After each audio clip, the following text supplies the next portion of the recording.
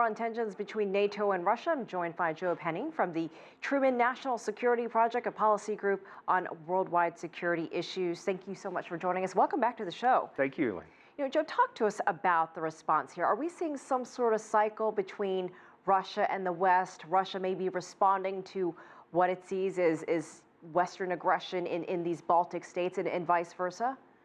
Well, I don't think there's been any aggression by the West. I think it's important to point out that the West is simply reinforcing its deterrent capability among the NATO alliance.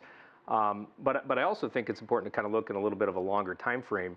The United States has been engaged in a major nuclear modernization effort over the last couple of years. You have lifespans of nuclear weapons that are much longer than the Soviet-era nuclear triad capabilities. So Russia's essentially been modernizing its forces in the nuclear area, and it's really far behind, both in terms of capability and in terms of dollar value that it's actually spending. So I think it's important to see it in that context. And that's what Russia is saying. It's basically saying this is a modernization move, replacing outdated weapons, not really adding any additional weapons to existing ones.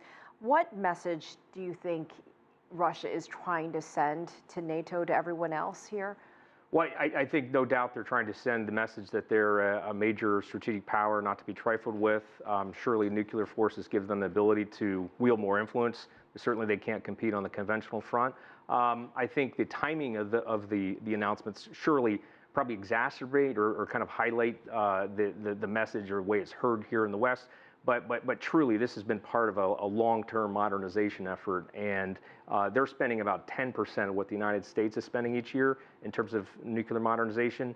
We're spending about $30 billion a year. They're spending about $5 to $6 billion a year in nuclear modernization.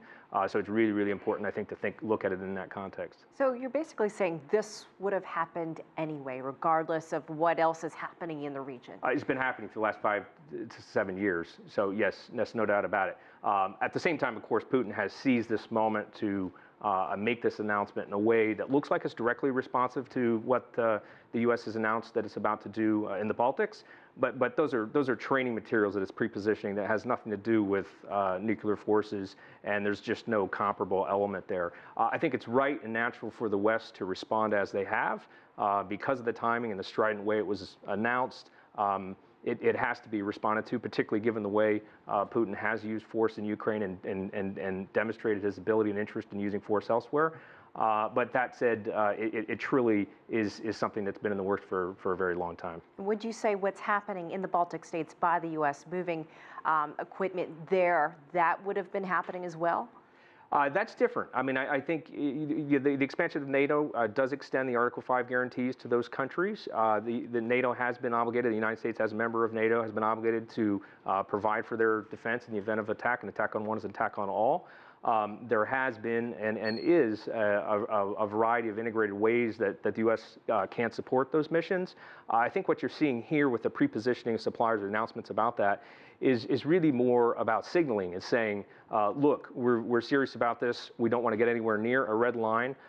You have had a number of actions by Russia where they've tried to blur that red line and make it harder to detect an actual imposition upon sovereignty, if not an actual invasion. And I think what the U.S. is doing is just trying to make sure that Russia knows it's paying close attention and that it's not going to let that red line get blurred as to the Article 5 guarantees that it has to sustain. You mentioned red line, but when you see movement like this, is there the possibility that the statistics increase for any types of close calls, any sorts of incidents that may happen accidentally between different parties?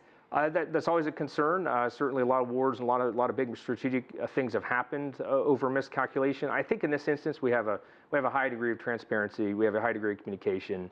I think you have a lot of things happening obviously inside of Ukraine and a lot of things that Putin is trying to do to kind of reposition Russia. It's happening against a backdrop of a very weak economy, and he's committed to a military modernization effort that, even though it's comparably very, very small vis-a-vis the United States, will be extremely difficult for the Russian economy to support. So I think from that point of view, there's not a strategic threat, but certainly in terms of unintended consequences or things that are unexpected and perhaps reacted to prematurely or too rapidly, yes, those are things I think all of us should be concerned about. And I think the last thing I'd say in that regard is around the tactical nuclear front. the New START Treaty of 2010 didn't address tactical nuclear weapons. And there is sort of the strategic view in the United States, tactical nuclear weapons don't have a lot of utility. But if you're a large land power like Russia, and you're just trying to exert influence over a landmass, tactical nuclear weapons actually could have utility, and I think that's something we should all watch carefully. All right, Joe Henning, as always, Truman National Security Project, thank you for your time. Thank you.